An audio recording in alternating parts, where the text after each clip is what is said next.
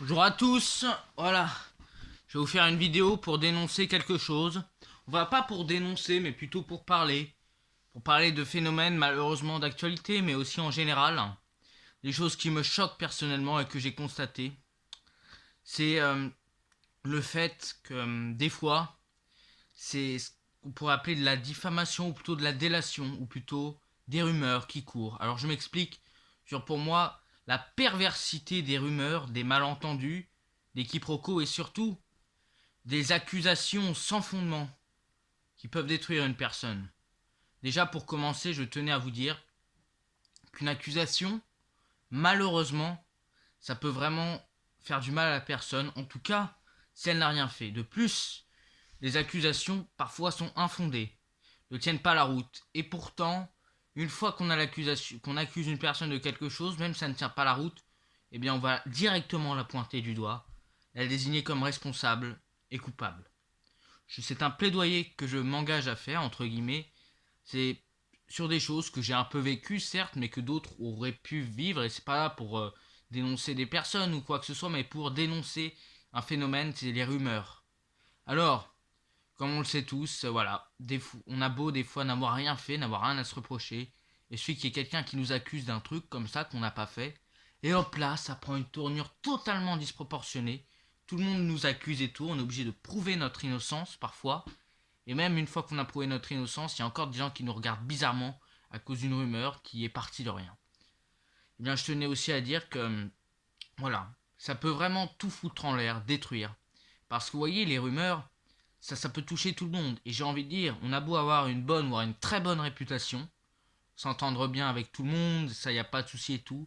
Il suffit une accusation, même si elle est infondée, même si elle ne tient pas la route, et même si il n'y a aucune preuve, et bien une accusation, et bien la personne qui avait une très bonne réputation, du jour au lendemain, sa réputation est fichue.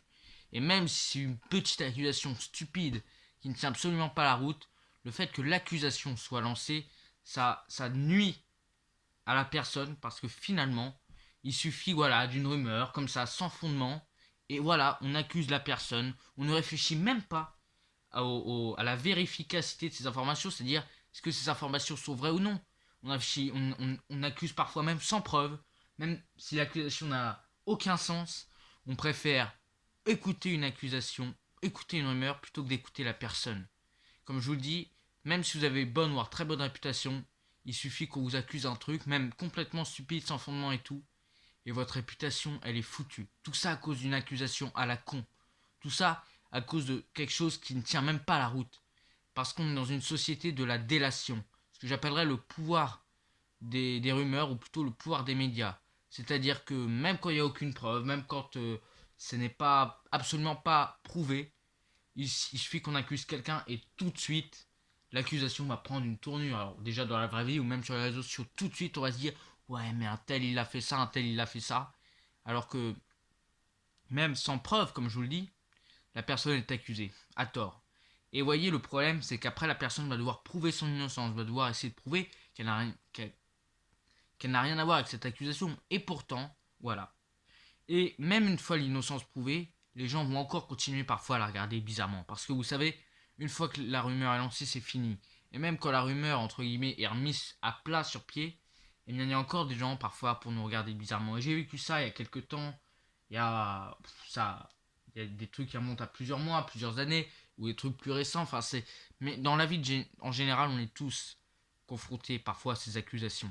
Et ce qu'il y a de dur vraiment, c'est que on était très bien avec tout le monde et du jour au lendemain, à cause d'une rumeur, à cause d'une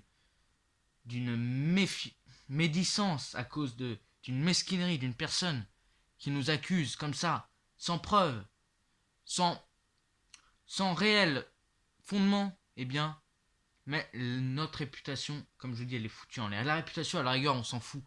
Mais c'est surtout après ce qu'on voit, encore les choses qui nous suivent. Quand on accuse quelqu'un de vol alors qu'il n'a rien fait, par exemple. Sans preuve. Et le problème, c'est que les gens, au lieu de réfléchir, parce que des fois ils peuvent réfléchir, ils peuvent se dire, mais attends, est-ce que cette accusation a un sens? Est-ce qu'il aurait intérêt à faire ça? Est-ce qu'il y a une preuve? Non. On préfère croire à quelque chose de lancé, à une accusation, à une rumeur. On préfère y croire sans vérifier la vérifiance, c'est-à-dire la vérité de cette information. On est envahi par la délation, la diffamation. On dénonce son voisin. Et ça, c'est surtout un phénomène qu'on peut aussi retrouver sur les réseaux sociaux. On est très bien, puis du jour au lendemain, sans que c'est de raison, une accusation part en vrille.